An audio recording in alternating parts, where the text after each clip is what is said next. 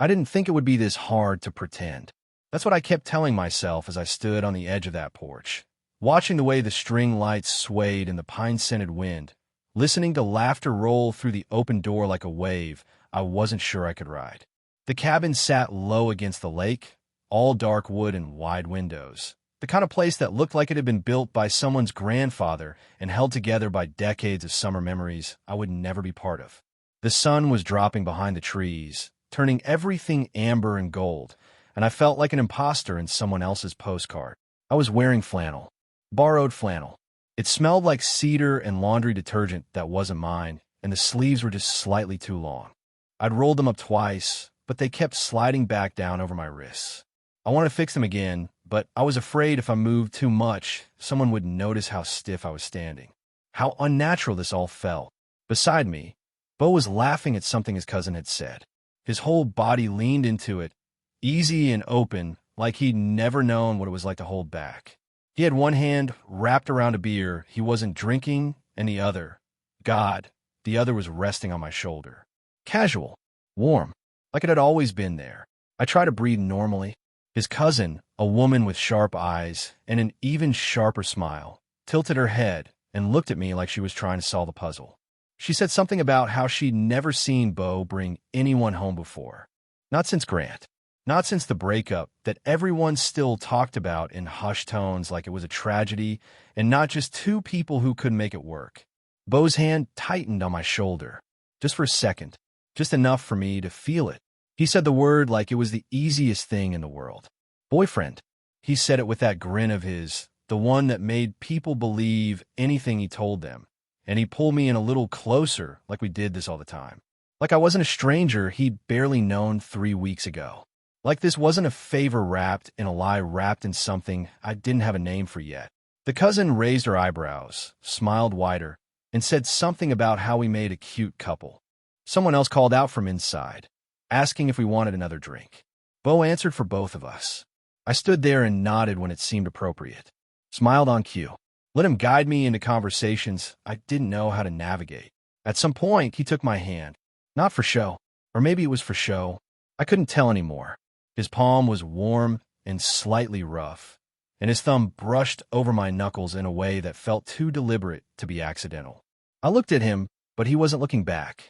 He was still talking, still laughing, still playing the part of the golden boy who'd finally moved on. But I felt it, that small, almost invisible tremor in his grip, like he was holding on to something he was afraid to lose. I didn't pull away. This was supposed to be simple. A weekend. A performance. 3 days of playing the role of the supportive, charming, perfectly adequate boyfriend, so Bo could survive a family reunion without the weight of everyone's pity or curiosity pressing down on him. He'd shown up at my studio 2 weeks ago, out of breath and desperate, and asked me to do this. Begged me, really. I didn't even know him that well. We'd met once at a gallery show on campus, exchanged maybe 10 sentences, and then nothing. Months of nothing. And then he was standing in my doorway, all nervous energy and hopeful eyes, telling me he needed help. Telling me his ex was going to be there. Telling me he couldn't show up alone. Not again. I said no. Of course I said no. I didn't do things like this. I didn't do spontaneous or reckless or anything that required me to be someone I wasn't. I was a photography student who lived off black coffee and leftover pasta and spent most of my time alone in a darkroom, trying to capture something honest in a world that felt increasingly performative.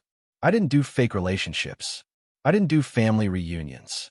I didn't do Bull Lancaster.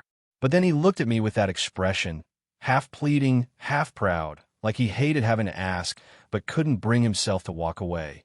And I heard myself say yes. I still didn't know why. Now, standing on this porch with his arm around me and his family's warmth pressing in from all sides, I was starting to realize that maybe I should have thought this through. Because this wasn't just about playing a part. This was about stepping into a life that wasn't mine and pretending it fit.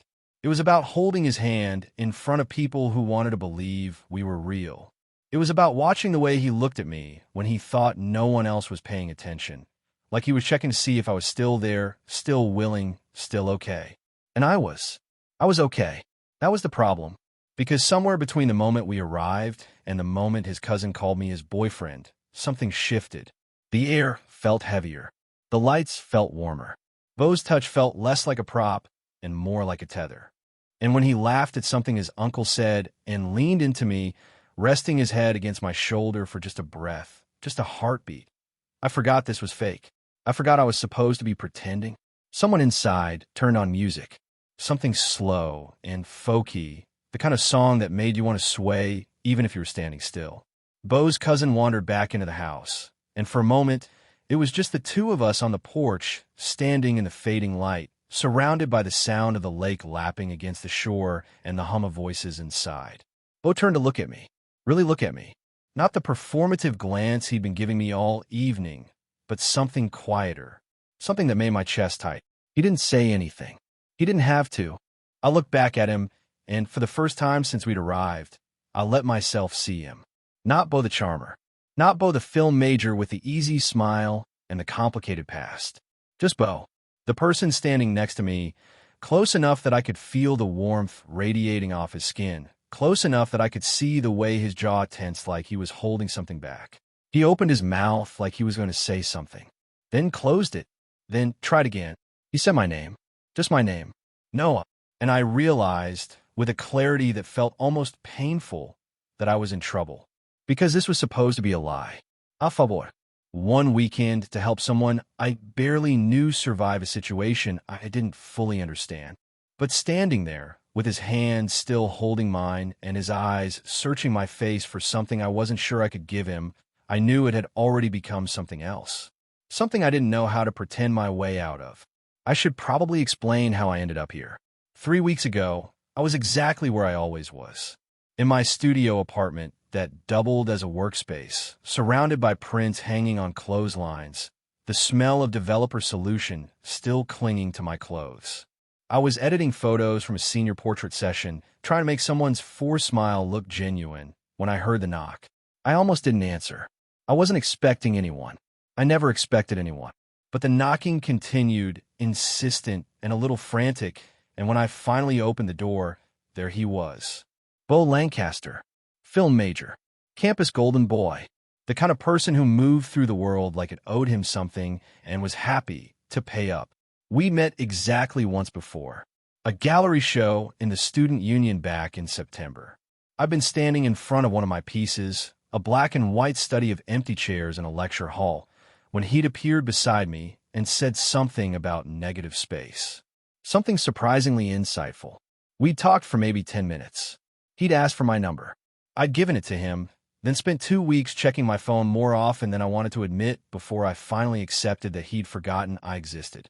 And now here he was, standing in my doorway, looking like he'd run the whole way across campus, his hair disheveled and his eyes wide with something that looked uncomfortably close to panic. He asked if he could come in. I stepped aside. He paced my small kitchen while I stood there holding a dish towel I'd been using to clean my lens, trying to figure out what was happening. He talked fast, too fast, about his family, about a reunion at their cabin upstate, about his ex-boyfriend Grant, who would be there, because apparently Grant and Bo's older brother had stayed friends, because of course they had. He said everyone would ask questions. Everyone would get him those looks. The pitying ones.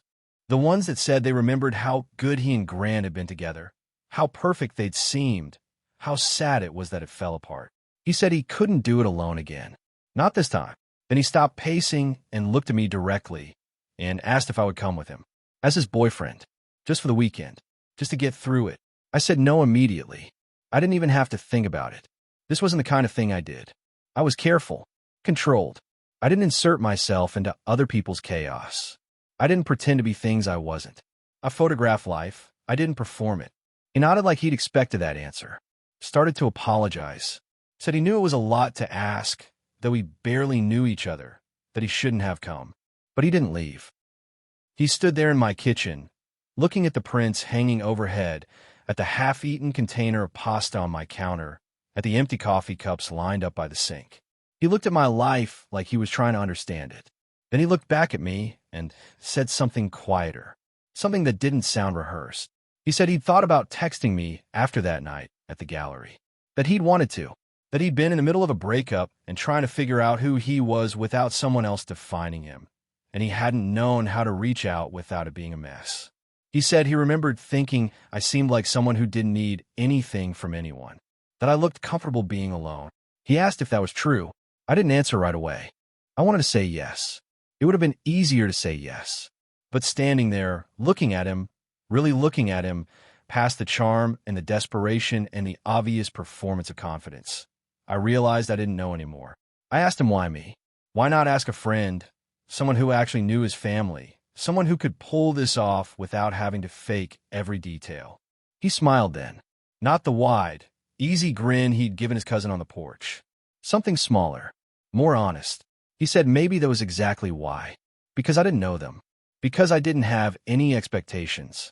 Because when we talked at that gallery, I hadn't tried to impress him or perform for him or be anything other than exactly who I was. He said he needed someone who wouldn't get lost in the act. Someone who would keep him honest. I should have said no again. I should have closed the door and gone back to my editing and forgotten this conversation ever happened. But I heard myself asking when we'd need to leave. Why should pack? What his family was like. And Bo smiled, that real smile, the one that reached his eyes, and said I was doing him the biggest favor of his life. I told him not to make promises he couldn't keep. I didn't tell him that I'd thought about that night at the gallery too. That I'd checked my phone for weeks, hoping for a text that never came. That I convinced myself I'd imagined the connection, the easy way we'd talked, the moment when he'd looked at one of my photographs and understood exactly what I'd been trying to say. I didn't tell him any of that. I just said yes, and pretended it was only a favor. Nothing more. The cabin was bigger than I'd expected. 2 stories of weathered wood and wide porches, windows that caught the afternoon light and threw it back across the lake in fractured gold. We'd driven for 3 hours, mostly in silence, Bo's hands tense on the steering wheel, my eyes fixed on the passing trees. He'd tried to prepare me during the drive. Told me his mother talked too much when she was nervous. That his father would grill me about my plans after graduation. That his younger sister would probably try to get me alone to interrogate me about whether I was good enough for her brother. He'd said it like a warning. I'd heard it like a plea. When we pulled up, there were already 4 cars in the driveway. Through the windows, I could see people moving, hear the muffled sound of voices and laughter. Bo killed the engine and sat there for a moment, staring at the cabin like it was something he had to steel himself against. Then he looked at me and asked if I was ready. I wasn't, but I nodded anyway. His mother met us at the door before we'd even finished climbing the porch steps. She was small and bright-eyed and pulled Bo into a hug that lifted him slightly off the ground, even though he was easily a foot taller than her. Then she turned to me, and before I could offer a handshake, she'd wrapped her arms around me too, telling me how wonderful it was to finally meet me, how Bo had told her so much, how she'd been hoping he'd bring someone home. I caught Bo's eye over his shoulder. He looked embarrassed and relieved in equal measure. Inside, the cabin was chaos. His sister was arguing with someone about playlist choices. His father was manning a grill out back, visible through the sliding glass doors. His brother sat on the couch with a woman I assumed was his wife, their toddler climbing over both of them with sticky hands and endless energy. Cousins and aunts and uncles filled the remaining spaces, everyone talking over each other, everyone comfortable in a way that made my chest tight. They absorbed me immediately. Questions came from every direction. What did I study? Where was I from? How did Bo and I meet? Did I want a beer, wine, something stronger? Someone handed me a plate of food before I'd even agreed I was hungry. Someone else started telling me a story about Bo at age 7 that made him groan and hide his face. Bo stayed close. His hand found the small of my back. His shoulder brushed mine. He jumped in when I hesitated, steering conversations away from anything too complicated, building a version of us that sounded real enough that I almost believed it myself. He told them we'd met at a gallery show, that I'd been standing in front of my own work, quietly confident in a way that had intrigued him, that we'd talked for hours, though in reality it had been minutes, that he'd known almost immediately that I was different from anyone he'd dated before. His mother asked how exactly I was different. Bo looked at me when he answered. He said I didn't need him to be anything other than what he was, that I saw him clearly and didn't ask him to perform. The room had gone quiet. Everyone was watching us. I felt my face flush, felt the weight of their attention, their hope, their desire to believe this was real. I wanted to say something that would match what Bo had just offered, something that would sell the lie, but my throat was tight and my mind was blank. Then Bo's hand slipped into mine under the table, his thumb brushing across my knuckles, and I found my voice. I said that Bo made me feel less alone, that he had a way of filling a room without crowding it, that being around him felt like coming up for air. It wasn't a lie. That was the worst part. None of it was a lie. His sister smiled. His mother's eyes went soft. His father nodded from the doorway like I'd just passed some invisible test. Later, after dinner, after the dishes were cleared and people had scattered to various corners of the cabin, Bo pulled me outside. The sun had set completely, and the only light came from the string lights wrapped around the porch railing and the soft glow spilling from the windows behind us. The lake was dark and still, a mirror that reflected nothing. He apologized, said his family could be overwhelming, asked if I was okay. I told him I was fine, better than fine. He studied my face like he was looking for cracks in the facade. Then he did something I didn't expect. He reached up and brushed a strand of hair from my forehead, his fingers lingering for just a moment against my temple. He said I was doing great, really great, better than he'd hoped. His hand dropped, but he didn't step back. We stood there, close enough that I could feel the warmth of him, could smell whatever cologne he'd put on that morning. Close enough that if I leaned forward even slightly, I could close the distance between us. I didn't move. Neither did he. From inside, someone called his name. His sister, asking where we'd gone. The spell broke. Bo grinned, squeezed my hand once, and let me back inside. That night, we ended up on the couch in the living room. The guest rooms were full, and his childhood bedroom had been converted into an office years ago. Someone brought us blankets and pillows, made a joke about young love, and left us there in the dim light of a lamp someone had forgotten to turn off. Bo settled in beside me, the couch barely wide enough for both of us. Our shoulders pressed together, our legs tangled under the shared blanket. He whispered goodnight. I whispered it back. Neither of us moved away. I woke up with his head on my shoulder.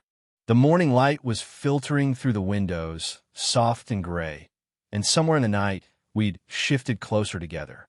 His arm was draped across my chest, his breathing slow and even, and for a moment I let myself stay there. Let myself pretend this was real, that I woke up like this every day, that this was my life. Then he stirred, and I felt him tense as he realized where he was. How close we were. He pulled back quickly, apologizing, running a hand through his sleep-messed hair.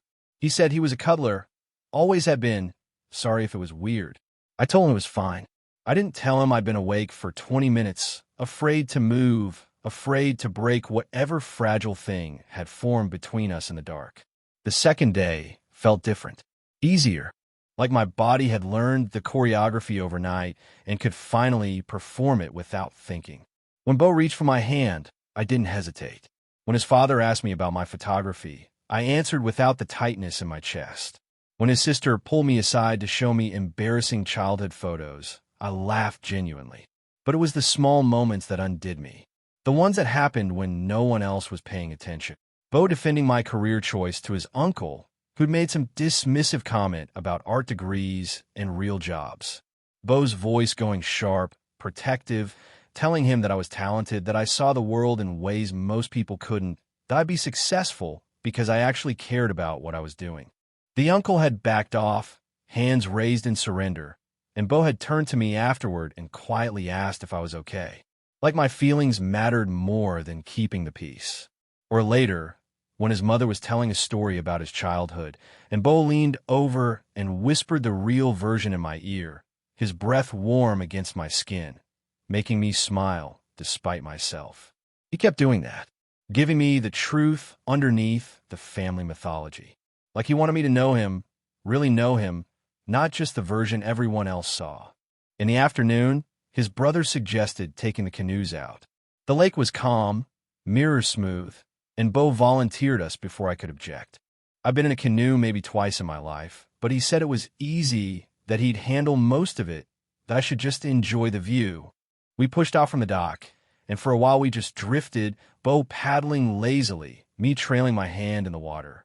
The cabin grew smaller behind us. The sounds of his family faded into the distance. Out here, it was just us and the lake and the mountains rising in the background like something from Postcard. Bo stopped paddling. Let us drift. He started talking, his voice quieter than I'd heard it before. He told me about Grant, about how they'd met freshman year, how everyone had loved them together, how they'd been the kind of couple people pointed to as proof that love could be easy. But it hadn't been easy. Grant had needed him to be a certain way. Outgoing, social, always on. Bo had performed it well, but after 2 years, he'd realized he didn't know who he was when he wasn't trying to be what Grant wanted. He said the breakup had been brutal, not because of the loss, but because everyone kept telling him what he'd lost, kept reminding him how perfect they'd seemed, kept asking what had gone wrong, like there had to be someone to blame. He said he'd spent the last 6 months trying to figure out who he was when he wasn't being watched, when he wasn't performing. I asked him what he'd discovered. He looked at me for a long moment, the canoe rocking gently beneath us. Then he said he was still figuring it out, but being around me made it easier. That I didn't expect anything from him, didn't need him to be charming or entertaining or anything other than present. I didn't know what to say to that. My throat felt tight again, but for different reasons. I asked him what his family saw when they looked at me. I needed to know, needed to understand what role I was playing in their eyes. Bo didn't hesitate. He said they saw someone he'd chosen, not someone who'd chosen him because of who they wanted him to be, someone he'd chosen because of who I already was. The words hung between us, heavy with meaning I wasn't sure either of us was ready to name. We paddled back in silence, but it wasn't uncomfortable. It felt like something had shifted, like we'd crossed some invisible line and couldn't go back even if we wanted to. That night, his family built a fire in the pit by the lake. We all sat around it, passing bottles of beer and wine, telling stories, singing along badly to songs someone played from their phone. Bo sat beside me on a weathered bench, close enough that our thighs pressed together. At some point, someone brought out blankets. Bo unfolded one and spread it across both our laps. Then, so naturally I almost didn't notice, he laced his fingers through mine underneath it. No one was looking at us. The fire held everyone's attention, the flames casting dancing shadows across their faces. We could have sat apart, could have maintained the distance of two people who were only performing intimacy. But Bo held my hand anyway, and I held back, my thumb brushing across his knuckles in the dark, and felt something inside me crack wide open. This was supposed to be pretend, but sitting there beside him, feeling the warmth of his hand in mine, the weight of his shoulder against mine, I knew with absolute certainty that I'd stopped pretending somewhere along the way. I just didn't know if he had too. Grant arrived Sunday morning. I was in the kitchen, helping Bo's mother with breakfast, when I heard the commotion at the front door. Voices rising in greeting, someone laughing, and then a voice I didn't recognize, smooth and confident, saying something about how he couldn't miss the legendary Lancaster family reunion. I felt Bo go rigid beside me. He'd been pouring coffee, and his hand froze mid-pour, the stream of liquid wavering before he set the pot down too hard on the counter. His mother touched his arm gently, said something quiet about how nice it was that Grant could make it after all, how his brother had invited him, how they were all still family in the ways that mattered. Bo's jaw tightened, but he nodded, smiled, slipped seamlessly back into the performance. Grant was exactly what I'd expected. Tall, polished, the kind of handsome that photographs well. He moved through the cabin like he owned it, hugging people, complimenting Bo's father on the new deck, asking Bo's sister about her job like he'd been keeping track. Everyone welcomed him warmly, like he belonged here, like the breakup had been a minor inconvenience rather than the end of something. When he finally made his way to us, his smile was perfectly calibrated, friendly but not over-familiar. He shook my hand, introduced himself, said he'd heard so much about me. His grip was firm. His eyes were calculating. He told Bo it was good to see him, that he looked happy, that he was glad Bo had moved on. Bo's hand found mine under the counter. Squeezed once. Hard. I squeezed back. The rest of the morning was a careful dance. Grant insinuated himself into every conversation, every activity. He had history here, shared memories, inside jokes that made everyone laugh while Bo's smile grew tighter and tighter. I watched him perform, watched him pretend everything was fine, watched the tension build in his shoulders until I thought he might shatter. At lunch, Grant sat across from us. He asked me questions that sounded polite, but felt like tests. How long had Bo and I been together? How we'd met? What my plans were after graduation? Every answer I gave, he absorbed with that same measured smile, like he was taking notes for later. Then he asked if I knew about Bo's habit of throwing himself into relationships when he was avoiding something else. He said it lightly, like an observation, like a joke. No one else seemed to notice the edge in it. But I felt Bo's leg press against mine under the table. Felt the way his breathing changed. I told Grant that I knew Bo pretty well, actually, that he seemed like someone who knew exactly what he wanted. Grant's smile didn't waver. He said that was nice, that he hoped I was right. In the afternoon, I escaped to the kitchen under the guise of getting more water. I needed air, space, a moment to exist outside the performance. Grant followed me. He leaned against the counter, arms crossed, watching me with an expression that had shed all pretense of friendliness. He said he could tell I was new to this, to Bo's world, to the way Bo operated. I didn't respond, just fill my glass and try to move past him. He didn't move. He said that Bo collected people when he was hurting, that he needed an audience, needed someone to reflect back whatever version of himself he was trying to be. He said Bo was probably a great boyfriend when he was trying to prove something, but the moment the pressure was off, the moment he didn't need the story anymore, he'd disappear. He said I seemed like a nice guy, that he just thought I should know what I was getting into. Then he smiled again, pushed off the counter, and walked back outside. I stood there, glass in hand, feeling something cold settle in my chest, because part of me wondered if he was right. If this whole weekend had been nothing more than Bo needing a prop, a story, a way to prove he'd moved on. I set the glass down and slipped out the side door, away from the cabin, away from the voices and the laughter and the weight of pretending. I walked down to the dock and sat at the edge, feet dangling over the water. The lake was still, the mountains distant.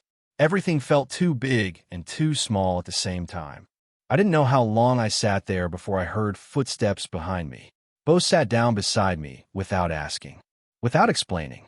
Just lowered himself onto the wormwood and let his legs hang beside mine, our shoulders almost touching. For a while, neither of us spoke.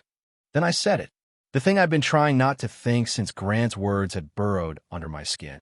I told him he didn't have to mean it, any of it, that I understood this was about getting through the weekend, that I wouldn't hold it against him when we went back to real life and this all faded away.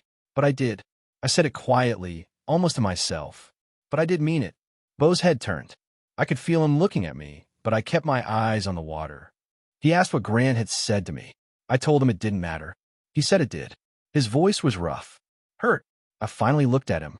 His eyes were red-rimmed, his expression stripped of all the charm and ease that usually defined him. He looked exhausted. He looked real. He said he didn't know he could want something this badly until he had to pretend it was already his. That every moment this weekend, every time he reached for me, every time he said my name, he'd been terrified I'd see through it, that I'd realize he wasn't acting anymore. My breath caught. My heart stuttered in my chest. I heard myself say it before I could stop myself, my voice breaking on the words. Then stop pretending. Both stared at me. The lake lapped quietly against the dock posts. Somewhere behind us, his family was laughing about something. But here it was just us. Just the truth we'd been dancing around all weekend. He didn't reach for me, didn't close the distance. Just sat there, hurting, wanting, afraid, and I realized that maybe we both were. We didn't talk about it. We went back to the cabin, ate dinner, smiled through dessert, said our goodbyes to his family as they pulled us into hugs and made us promise to visit again soon. His mother held my face in her hands and told me I was good for her son. His sister slipped me her number and told me to text her if Bo ever did anything stupid. His father shook my hand and said he was glad Bo had found someone solid. I nodded, thanked them, try not to feel like a liar.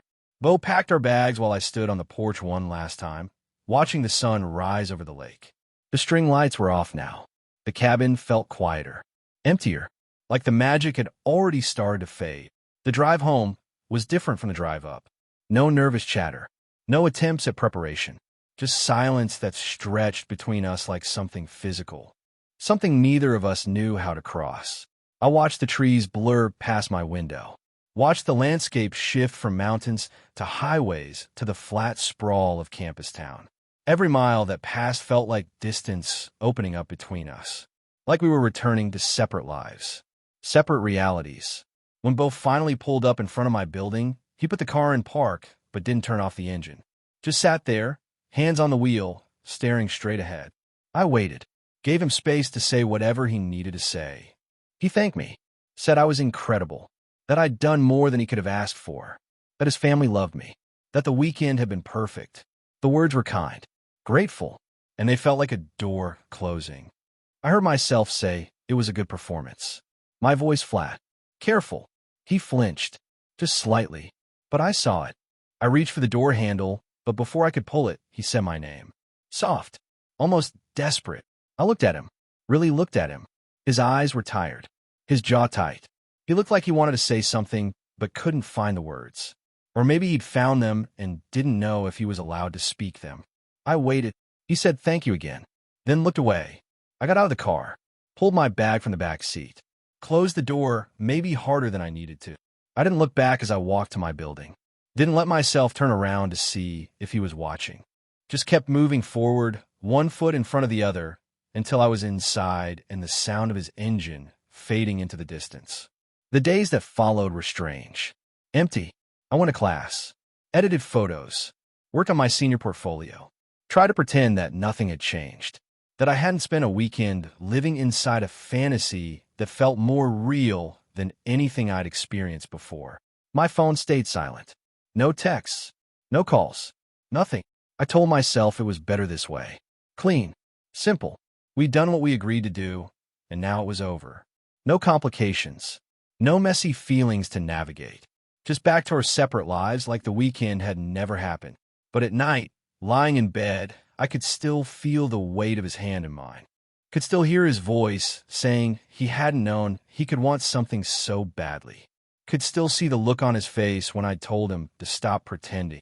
I'd meant it as an invitation, as permission, but maybe he'd heard it as an accusation, as proof that I'd seen through him, that I knew it had all been a performance after all. A week passed, then another. Campus felt smaller suddenly, like I might run into him at any moment. I found myself looking for him in crowds, scanning faces in the student union, taking different routes to avoid the film building. I was afraid of seeing him. I was afraid of not seeing him. I was afraid of what it meant that he hadn't reached out, that he'd thanked me and driven away and apparently decided that was enough. I tried to be angry, tried to tell myself that Grant had been right, that Bo collected people when he needed them and discarded them when he didn't, that I'd been useful for a weekend and now I was just another story he could tell, another prop he'd used and put away. But anger wouldn't stick, because I kept remembering the way he'd looked at me on that dock, the rawness in his voice, the fear. He hadn't been performing then. I knew he hadn't, so why hadn't he called? I was making coffee in my kitchen, staring at nothing, when I heard the knock. It was late afternoon. Rain had started an hour before, steady and cold. I wasn't expecting anyone. I never expected anyone. But I opened the door anyway, and there he was. Bull, soaked through, hair plastered to his forehead, chest heaving like he'd been running, eyes wide and desperate and afraid. He didn't say hello, didn't apologize for disappearing, just stood there in my doorway, dripping on my floor, looking at me like I was the only thing in the world that mattered. He said he didn't want a real boyfriend when he'd asked me, that he just needed someone to get through a weekend, to prove a point, to survive. But now he couldn't stop thinking about what it felt like when I looked at him like it was real. When I held his hand under that blanket with no one watching. When I told him to stop pretending. He said he'd tried to let it go. Tried to convince himself it had just been the performance. The proximity. The pressure of maintaining a lie. But he couldn't. He couldn't stop thinking about me. He said he was terrified. That he didn't know how to do this without a script. Without a reason. Without the safety of pretending. But he wanted to try, if I still wanted him. He stood there, rain-soaked and trembling, waiting for an answer I've been holding in my chest for 2 weeks. I didn't say anything. I just pulled him inside. 3 months later, I had a gallery show. It wasn't anything grand, just a small exhibition space on campus, white walls and track lighting. The kind of place where senior art students displayed their thesis work before graduating into an uncertain world. But it was mine, my vision, my year of work condensed into 20 photographs hanging in careful sequence.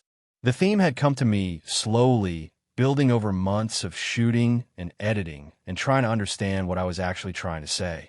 In the end, it became a study of intimacy.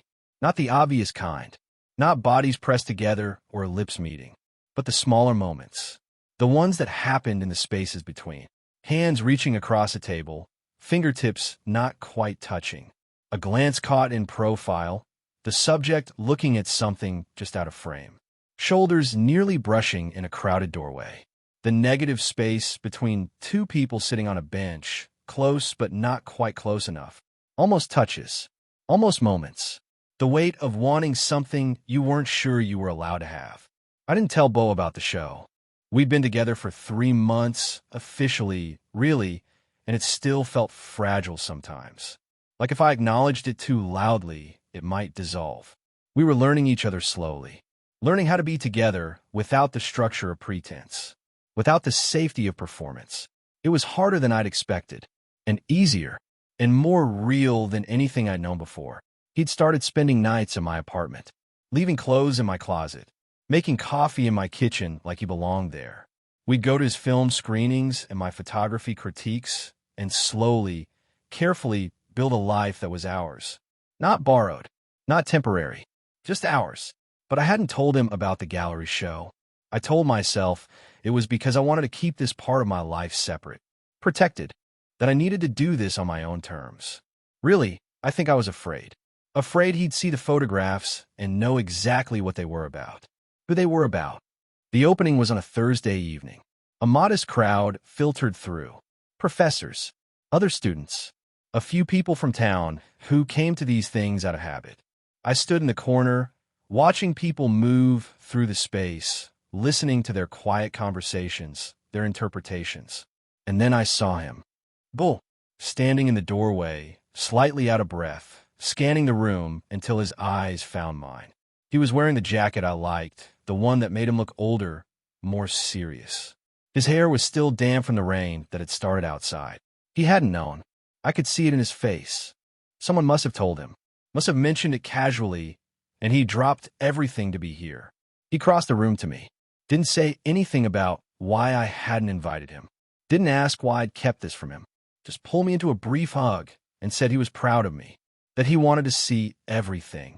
I watched him move through the gallery, watched him stop in front of each photograph, taking his time, really looking. His expression shifted as he went. Recognition, understanding, something softer that I didn't have a name for. He spent the longest time in front of the final image. A photograph I'd taken the weekend after he'd shown up at my door. We'd been sitting in my apartment, just existing together, and the light had caught him in a certain way.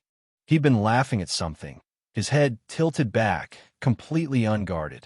I grabbed my camera without thinking, captured him in that moment of pure, unfiltered joy.